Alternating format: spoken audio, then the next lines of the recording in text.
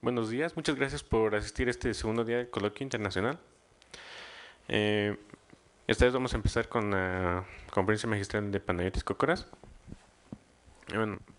Panayiotis estudió composición y guitarra clásica en Atenas, Grecia. Obtuvo una maestría y un doctorado en composición en la Universidad de York con el apoyo del Comité de Investigación en Artes y Humanidades y varias becas al Alexandra. Ha recibido comisiones de instituciones y festivales como la Fundación From de la Universidad de Harvard, IRCAM, el Festival Mata de Nueva York y el Festival Gaudeamus de los Países Bajos. Sus trabajos han sido presentados en todo el mundo en distintos festivales internacionales de gran importancia. Es miembro fundador y vicepresidente de la Asociación de Compositores Griegos de Música Electroacústica. Profesor en el Instituto de Tecnología y Educación de Creta. Desde el 2005 ha impartido conferencias en la Universidad Aristóteles de Tesalónica. Su música se centra en la morfología del sonido y la precisión cronotopológica, así como la estructura física del sonido y la percepción. Bueno, te cedo la palabra. Thank you. Thank you very much for inviting me here, and thank you for coming for this talk today and the rest of the presentations. Sorry, I speak English. I hope it's all right, and you can understand what I'm going to explain. So the title of my presentation, as you see here, is Emergent Sound Sculpting Space in the Era of Time. So basically, I will try to show you how I integrate space and sound and immersion into my music, and perhaps we'll have a little bit of time at the end for questions if you have. If you don't have, maybe I can keep going for a little longer. The way I approach music, I call my pieces sound compositions. So sound for me is the main material, and when I compose, I say I compose sound. I don't compose with sounds, but I compose sound. There is no distinction between the composition process and the sound process. Creating a sound is a composition. I compose. And being part of this process, I also become a sound too. I'm part of this process. I'm immersed into this sound process. And if I don't do that, if I'm separated and say, okay, now maybe I ask somebody else and say, can you now play something like that, and I will record it, then this person is the sound, not me. And that's probably not what I would like to be, the sound. And that's not perhaps my composition either, because I take something which is not mine, it's made by somebody else, and I try then to integrate it into my music. And then through processing and mixing, maybe I will do well, but that's not the right way for me. For me, I have to be from the beginning to the end there. So I will begin maybe with the first slide. If you see here, it's a slide. It's a quote by a writer called Alan Moore, and he called himself a magician, a writer, a poet, and other stuff. So he says this: magic is the earliest form. In the earliest form, is often referred as the art. Art is like magic, the science of manipulating symbols, words, or images to achieve changes in consciousness. Indeed, to cast a spell is simply to spell, to manipulate words, to change people's consciousness. Why I say that here, I show it to you. Because according to him, in the old times, a shaman, a magician, would just spell words, the magical spells, okay, and people believing at these words will feel a change, and they will think, yeah, I feel better, or yeah, you achieved to send off the clouds from the sky, or whatever. It was the spell. And all it does basically is through these words, it changes the way we perceive reality. It changes a little bit our consciousness. And then we feel the effect of it. But it's not magic. It's just a very simple thing, actually, that happens. So music, being part of the arts, has similar effects. And I'm sure all of you had the experience to hear a piece that you like, and you feel you're a little bit in different space and time. And you say, oh, past 15 minutes, I didn't realize how quickly time passed. Or maybe you said, oh, it's so long, this piece. Also, it's not, because the way it delivers the message, the piece, the way it's composed, it's not engaging to you, and it doesn't help you transcend to this state. So music also changes our consciousness. A good piece of music does it in a good way, maybe. A bad piece of music, maybe in a boring way. So that's relevant to me, and to my music and the way I understand music, immersion, and space. Here, for example, I will show you something I often do in my music. You see this image down there? That's a video, actually. I will play this video. It's 1 minute long. Okay? Now it's playing. Maybe you don't see it very clearly. I'll just pull it up a little bit. You see, this is a video playing, and there is something going on there. Something changes. I don't know if you can see what changes. Well, it changes something. Don't say if you realize what changes, but I see it. Maybe you don't see it, and that's the point here now, that perhaps you wonder what's the change here. I will reveal it to you, don't worry. So it's 1 minute almost past. So if you haven't realized what changed, I will put the video back to the beginning and you will see the difference. You saw the change? So the base of the carousel became from orange, red to purple. Okay. So, however, this change took place in a way that it was not perceptible to most of you, perhaps. And that's called inattentional blindness. It's a perceptual fact. We all have that deficiency in a way. We cannot see things, we are not aware of them often. So maybe you pass every day from the street outside and there is a sign saying something. And perhaps you have never noticed that sign until somebody will tell you, there is a sign there which says that. How weird. And you say, oh, I've never noticed that. From that day, you will always see that sign.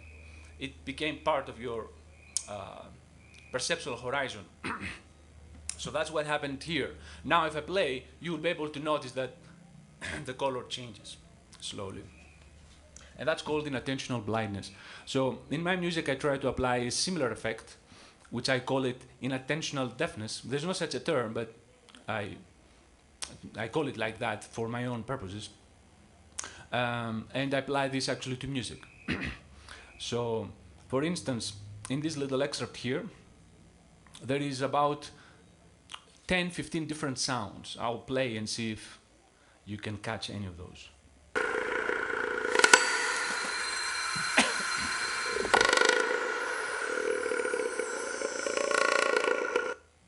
So that was a short excerpt, 8 seconds long. And we've heard, perhaps more than 10 sounds. 10 sounds that you can easily sort of identify. Any guesses? We've heard something that you could spell? We've heard the bell sound for sure. Actually, that bell sound, it's a bicycle bell sound. And then the resonance of this bell sound was wind chimes.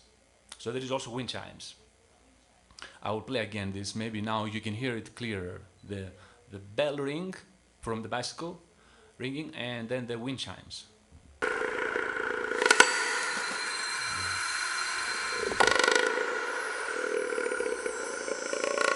Wind chimes.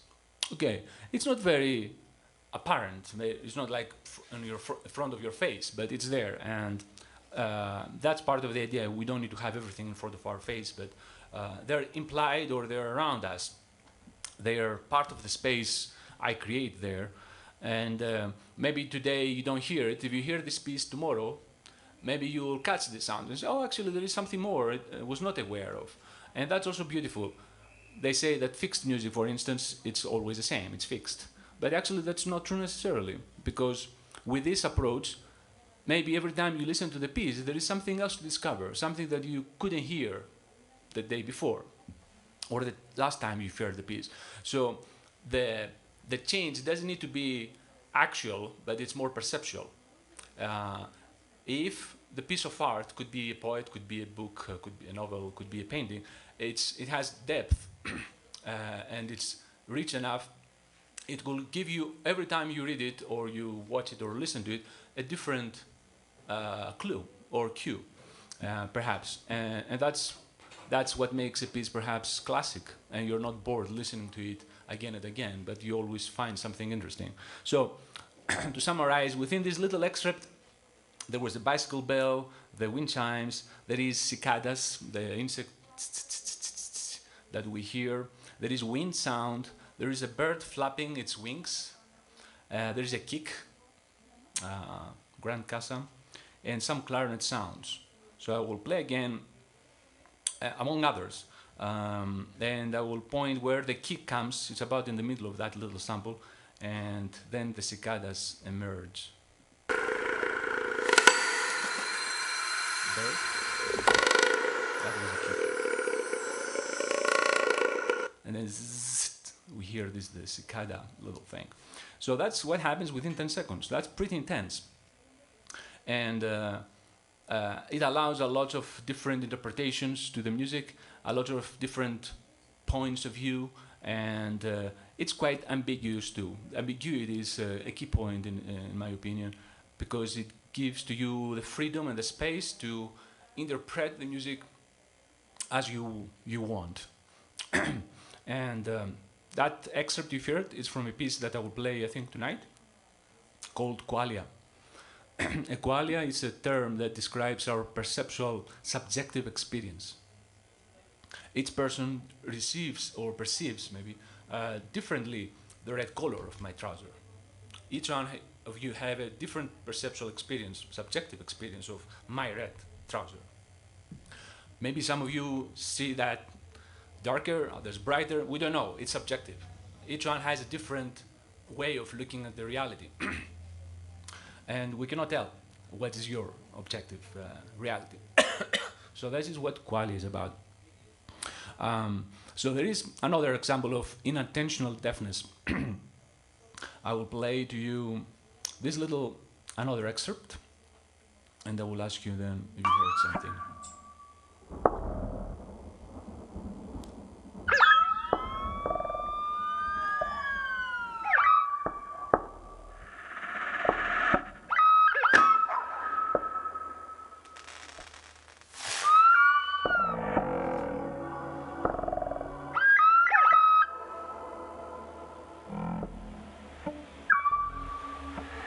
So in this short excerpt also, there is a moment where there is a gunshot, puff, and a dog barking. Were you able to hear that? Anybody noticed this clearly? So perhaps not, but that's also part of the idea. You don't need to. Now that I told you again, or maybe if you listen once more the piece, or in another instance, you may say, actually here there's a gunshot and the dog barking right after. Which makes a little sense, you know. You hit the turkey, if you're a hunter, and then the dog runs to find it, or the duck, or whatever that is. So now I will play again alone, the gunshot and the, okay, wow. And the barking has also a specific type of reverb, delay, that fits the pulse of the piece. So it took me like 10 minutes to figure out exactly how much reverb and delay I should apply to the sound, that it doesn't sound off the space. Okay, because if you just say, okay, I want this dog to be with some reverb, it may sound like the hunter or the gunshot is in here and the dog is somewhere else, in another planet. We don't want that. I want to be immersive, the space, and to feel, at least in this duo, to feel like one. So that takes some experimentation and time to figure it out. So I will play once again the full mix now that you've heard the gunshot. Okay, within the mix. So now I'm sure you'll hear it. It's about 14 seconds in the time.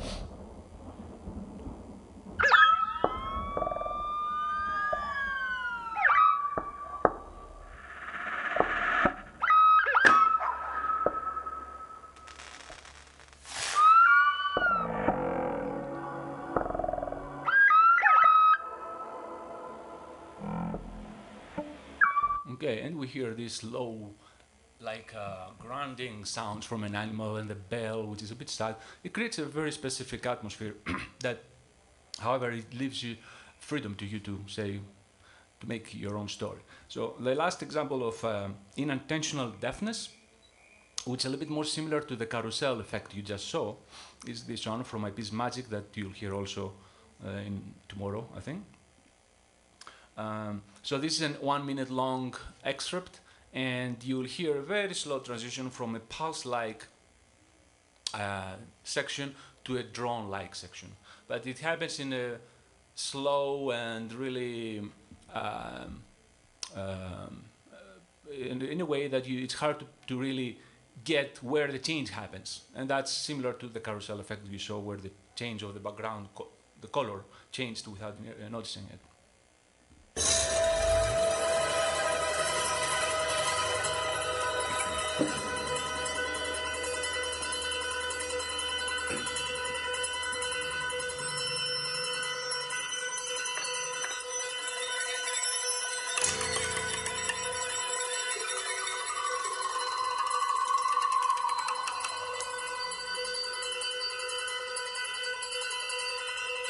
Hear the pulse.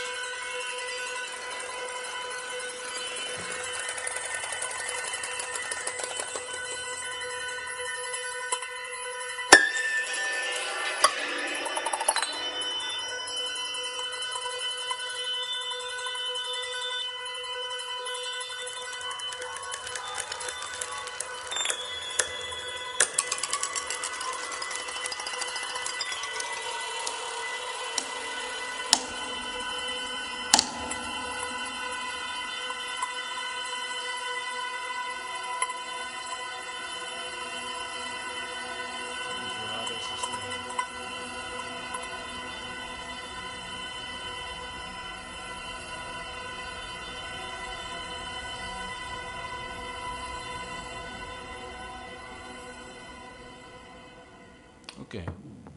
So you saw that within 1 minute and 20 seconds, a very simple transformation took place that if you're not super focused or super aware, you may not even notice, and you may at the end say, oh, actually here we are somewhere else. We have arrived in another place. And that's related a little bit to attentional blindness as applied to sound. Okay, so and all this, I achieve all those powerful, let's say, effects just using sound and composing sound. Now, what is sound is the question also. What is sound? Sound, there's no sound, as a matter of fact. Sound is basically air molecules vibrating in the air. And normally we have speakers, where the speakers are up there, and the cones vibrate, and they push the air molecules, they hit your ear. That's a mechanical effect. Your eardrum vibrates, and then that goes into the inner ear and becomes electrical signal, then becomes electrochemical signal into your nerves, and finally becomes sensation, and then perception. And then you say, oh, sound. Okay. And then once it's a perception, it's a sound perception, you may have memories out of this sound, you may have associations, even smells, feelings, a lot of things. Sound is powerful, but sound is not there. Out there, it's just air molecules vibrating. Okay, it's in our brain. Okay, our brain makes sound what it is, and in fact, if sound is not out there, but it's in our brain, maybe we don't even need that to make music. So we could even compose sound without sound. That sounds a little bit oxymoron, but it could be possible. Maybe 200 years from now, music will not be the way we know it. We may have the same or more expressive and stronger sensations when we listen to a piece, but may not come from a loudspeaker. Who knows? Because sound is inside our brain. That's where we manifests itself. Just the air molecules vibrating on the space are the trigger. So maybe there's a way to replace that and go directly to the source. It's like you want to get energy from the sun, although we can produce energy from another fuel inside our body. So perhaps it's the energy inside us and not outside. Something similar could be the analogy. So therefore, sound is powerful, and it affects us in a very deep way. So this is a little recording of a trumpet sound, just a trumpet sound tone with a mute, a harmon mute. What do you see here? This is 20,000 hertz. That's where our human ears stop functioning. Okay, that's also where the speakers are filtering off the sound. From that point, the sound is not going to come out of the speakers. They don't have the mechanical capability to produce or reproduce sounds higher than 20,000 hertz. Perhaps the speakers go even lower than that. Even your ears, if you're not in good health, maybe they go up to 16,000 hertz. But here you see that this trumpet sound, this simple trumpet sound, goes up to 100,000 hertz. So there is a lot more sound that we ignore. Although it's there, it was there. When, if we bring here a trumpet player, we will all experience that actually the sound has this huge actual spectrum that if I play it back, I cut it off. More than half. It's like 3/4 of it, basically. I cut it off. And of course the industry will say, well, we don't perceive it, we don't hear it. Now I will give you a test. Now I will play here a sound 40,000 kilohertz. Nobody's gonna hear it. So why to play it back? Why to invest money to make speakers or microphones that can capture and play these sounds back? Well, good question. It's a good question. My question, however, that's fundamental to my approach. I question everything. I don't take anything for granted. Sometimes the problem is, sometimes they say a good question gives a good answer, and so on. But also, a good question could be the wrong question, besides that it's good question. For example, if I tell you, is this rectangular or elliptical, I already set a framework, and I don't give you an option to say something else. Maybe it's neither rectangular nor elliptical, it's something else.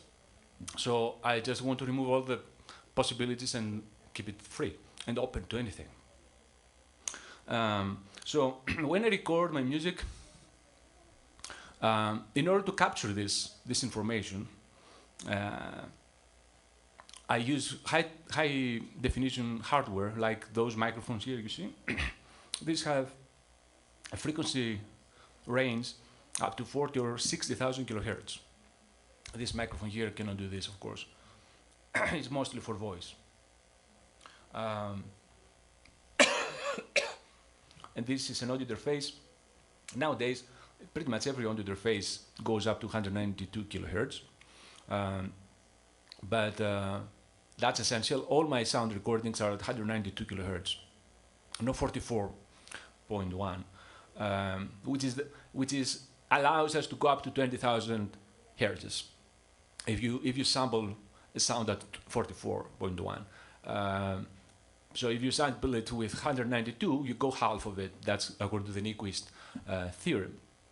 And again, we don't hear all those according to the experts, but perhaps there is something there. And of course, then you need speakers that could play these sounds back. This set here, it's a hi-fi actually audio system. It's about $300,000. It's very expensive. It's not to have it in your living room to enjoy your favorite pieces or movies. But if you're in a specialized maybe studio or institution, maybe they can afford having something like that. But nowadays, more and more companies produce high definition speakers for lower cost.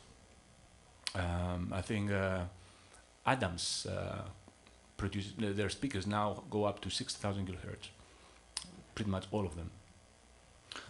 So that's essential, and therefore I can capture the whole spectrum. I can play it back, not the whole, but a lot more than usually. So why I'm saying all this? I worked on a project called Sense, and that out of this piece came up an apparatus, a type of chair actually, and a piece. And my purpose was here when we have somebody playing the violin, okay, and then any instrument basically, the violinist holds the instrument with, any violinist here? No, I'm not a violinist either, but I have done that a lot of times with your chin like that. That touches your shoulder here and your chin, and when you bow, the vibrations actually go to your bones. Okay, here is your jaw that is very close to your ear and your cochlea. Here there is a cochlear system, and it's like 2 inches away, and this thing vibrates according to the frequencies. Your lungs are very close to here, and your diaphragm also vibrates. Your fingertips, very sensitive parts of our body, our fingertips. Also this here, this is our touch sensitivity. Our palms and our lips, very sensitive. So they sense every single move and vibration. Of course, our ears very close. That's what the performer experiences. This very rich experience that is not only sound from the air, but also sound from within. But none of us will have the same experience in the audience. Only the single person is the ideal listener, the performer. Okay, so if you play the guitar, it's similar. You're holding the guitar like with your whole body. Same with the winds. Perhaps piano is the least. You have the less contact with it. It's basically your fingers, your fingertips, and your foot pedal. But on the other hand, it has such a rich and big sound that you're still very close to feel this experience. So the point of this project was, okay, how can I provide the same experience to the audience, if possible, which is actually the real experience, what the performer experiences during the performance. So I worked on this idea, and that's a kind of a specialization idea from within. I specialize the sound not around the room, which I do also in this piece. It's a 5.1 piece, but also within our body, because our body has 5 pathways to perceiving sound. This is science, it's not like speculation.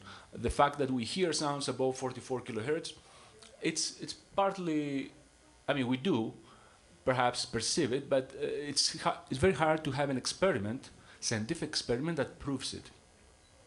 And I'll go back to it maybe a little bit, why is that hard. So here are the 5 pathways, 4 or 5 maybe you can see, because I include also our ears. Okay, number 1 maybe down here is our ears. Through air we hear the sound. Up here is through the cochlea bone, which again I told you it's a bone like here, and that allows us to go directly without using our tympan, our eardrum, directly to the nerve and perceive sound. A lot of people with problems, hearing problems, have these little devices in their scalp to have that feature. And nowadays there is headphones, cochlear headphones. You can just purchase them, and they just go behind your ears, cochlear headphones. So your ear canals are open. There's nothing like to cover them. Yet you hear sound pretty well. Then through our skin, as I just said before, our fingertips are super sensitive. It's like the best sensors we have known to now. So we perceive sound also through our skin. And I will show how I implemented this in the project. Especially ultrasonic sounds, that is sounds that go above our hearing. 40,000 hertz, 60,000 hertz, we perceive them with our hands and our skin. Through our deep tissue, that's through our organs inside our body. If a sound is pretty low, the vibration is sensed from our organs, as well as our joints. Okay, this is a little bit, I mean, in music we achieve that with a good subwoofer. In real life, if you are in a bridge which vibrates, or there is an earthquake or a big explosion, you may have that experience of these very low frequencies that we sense them through our deep tissue and our joints. So these are ways to perceive sound.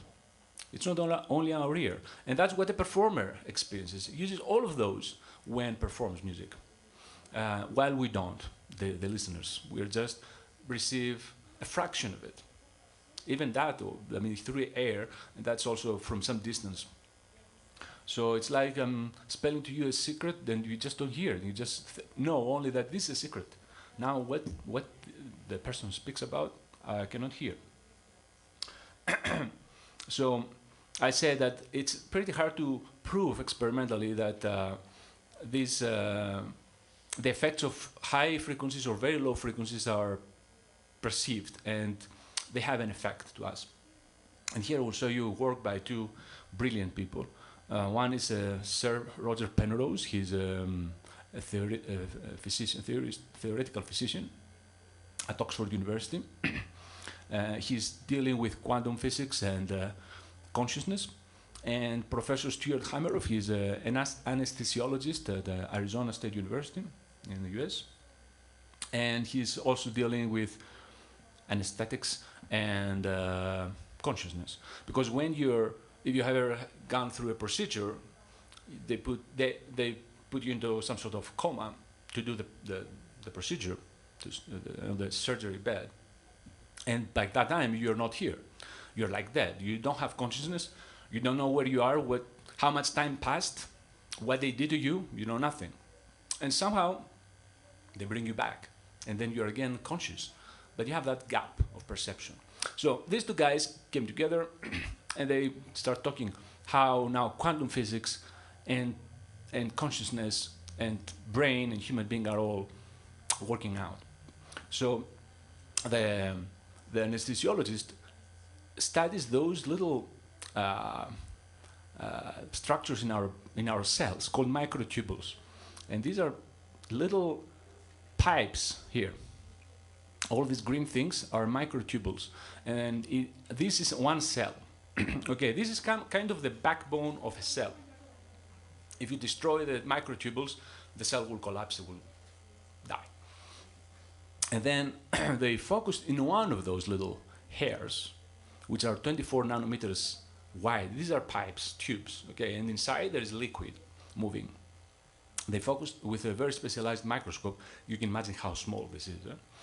And then they played a sound, and they noticed that those little tubes started vibrating like strings with harmonics, which it's an evidence, it's proof now that when we hear music, even our cells inside are vibrating. Okay, it's not only our ears, not our skin, our joints or our deep tissues, but even our cells are vibrating according to it. And that's a fact. Now the problem is they wanted to figure out, however, now they see this, okay, if that has any perceptual effect. And they say, people, how do you feel? They say, feel good? No, no change. So how do you prove there is a change? They have almost all of the subjects they tested reported that 1 hour later they felt some sort of uprising, like very happy, very energetic, and very fulfilled. But how do you prove now that this effect came from that experience an hour before? Because meanwhile, you got hungry, you heard something, somebody opened the window and you saw the sun came in, you had a thought. So there is so many factors that make this experiment non-reliable. To say that the fact that you hear the sound of very high frequencies affected you an hour later. So there's not a very easy way to prove that, an experiment. So at the moment it's rather theoretical. But there's a lot of evidence there, actually, that perhaps it does relate a little bit. And I will go even more deep. If you see a molecule deeper and deeper in its structure and go into the subatomic level, in the end what you have, according to the string theories, it's just energy, vibrating energy. So there's no even mass anymore. So what we are, that's physics, okay? It's quantum physics. We are vibrating structures, basically. Okay, so therefore, as vibrating structures, we are we should be affected by vibration, which is music. What is music? Is vibrating molecules, we said. Okay, so back to the chair. So the chair is here is from an exhibition at the Perot Museum in Dallas, Texas. And this is one of the subjects sitting there. And here you see the palm is sensing the sound. And what is in there is this little plate with ultrasonic transducers in a parabolic-like shape. So their sound is, its beam is concentrated to one point here, and that's where you have your palms. And you sense the sound there. You don't hear it because it's very high. Your ears cannot capture those sounds, but you feel it. And here I hold dry ice, and you see those sound waves. And there is where you feel them. Okay, so if there is enough amplitude, you clearly feel the sound there. It's like becomes touchable, besides being able to listen to it. Here it is. So here is the chair that I told you. So the chair has the 5.1 audio system. Just hear the sound around you, surround you. You have the cochlea headphones. You have then a series of transducers, one in your back of the chair, one on your elbows, armchairs, the arms of the chair, and then on the legs of the chair, and one where you sit, the base of the chair, as well as here. So our palms or our feet are in this footrest, and also this one vibrates. So all this together aim to provide an experience similar to playing an instrument, because your whole body vibrates now, not only your eardrum. And actually it spatializes the sound within your body. So the sound could go from down all the way to your spine and then to your cochlea bone and back to your palms. Here is the ultrasound transducers. So we have the sound in space, but also the sound specialized inside us, which is what happens when we play real music with any instrument. Could be anything. And that, in my opinion, could give potentially the most immersive experience, a musical experience, because that's how we're supposed to experience sound in its true nature. So while I was working on this project, I had different soundtracks, and I'm working with audio here only, which will send audio frequencies to each transducer. The cochlea, the ultrasound, the lower transducers, infrasound, and so on. And through these audio very low frequencies, I could enhance the experience. For example, one example could be I have in the audible section a boom, boom. Okay. In film industry, maybe they will put also some vibrating chairs, and together with the boom, you will feel a vibration, and that makes it bigger. In my case, I'm not interested in that. I'm interested more in making more composition with it. I will have maybe the vibration before we hear it. So it creates some sort of, it prepares me, some sort of anticipation. It feels like something's coming, and then I hear it. Or there is a thick texture of sounds, lots of sounds, and then I feel one of them in my hands. And then suddenly, out of this thick texture, this little thing that I sense here pops out. So it allows me to go in different layers within an audible texture by sensing certain parts of the sound, actually, and things like that. So this is, in a nutshell, Sense project, which the point was to increase the sense of sound in space and immersivity. Any question you'd like to ask or something? Yeah, go ahead. How's the aesthetic approach to this perception, like expanded perception? Well, the aesthetical approach is it's not different from what we do when we hear, but the point is that it adds more tools to the composer. Being a composer, I don't think only how the sounds I hear is evolving, but also how I sense them. And I can create different counterpoints and different layers. So it multiplies my channels. For example, this piece actually is 17 channel piece. 5 of them, 0.1, are audible, and the rest are sensible. So it's a different type of specialization that evolves also the body and its ability to feel, to sense sound besides hearing. And that, I think, enhances our creative tools, but of course assumes that every chair is equipped with that. For now, this is a very expensive thing to do, but who knows? Maybe in the future it will be possible. Technology gets always cheaper and cheaper, or at least at an experimental level, we will have that option. Maybe somewhere will be just one single chair, and you go and you experience music as nowhere else. Yeah. Any other maybe question or point? Yeah. How did the project came to be? Like, where the idea sprout out?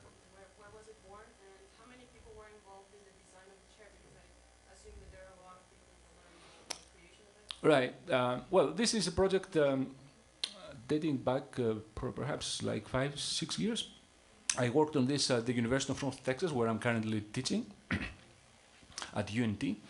I did pretty much everything by myself, even soldering this device here. I did it by myself. I bought the components and soldered them. I had to build the max pads to make it work and deliver the right amount of frequencies at the right ranges so that it works. It was just part of my personal interests as I'm looking for a more immersive way of experiencing sound and what this could be, and why I don't feel the same when I listen to music as when I play music. Being a guitar player, I had a degree, my first degree was in classical guitar. I noticed that when I play music, it doesn't feel the same as the classical guitar as when I listen to it. And therefore, what's the missing point there? And I figured that the missing part is all these extra sensations we have when we hold the instrument, we feel the instrument from within. So I thought, okay, maybe I can make a project and try to imitate this. And that's how this project was born. It's still in progress. I mean, technology gets better, faster, cheaper. So I'm still looking for better solutions of implementing that and improving this idea. Oh, I guess it's time. Yeah, maybe. Last question. Okay. What's your opinion on experiencing music or experiencing? What's your opinion on experiencing music or sound through speakers versus through headphones? Because I think Right. I mean, I believe through headphones it's a compromise. We are cheating ourselves when we do that, and we found a way to place one sound which comes out of a subwoofer. It requires like perhaps 30 meters to make a cycle. Okay. And even here, in this yard, we don't have that space to have really a true unfolding of the frequency. It just bounces in and out the walls, and we have an approximation of that low frequency. So how can you then hear a sound that's supposed to be 30 hertz in this distance there? So they trick our ear to think this is happening. So it's certainly, it's far from being real, the sound. It's like we are simulating. So I never work with headphones. I always use speakers as good as I can, high quality speakers. If you have an excellent computer audio interface, microphone, software, and your speakers are low quality, you ruin the whole process. The speaker is the instrument.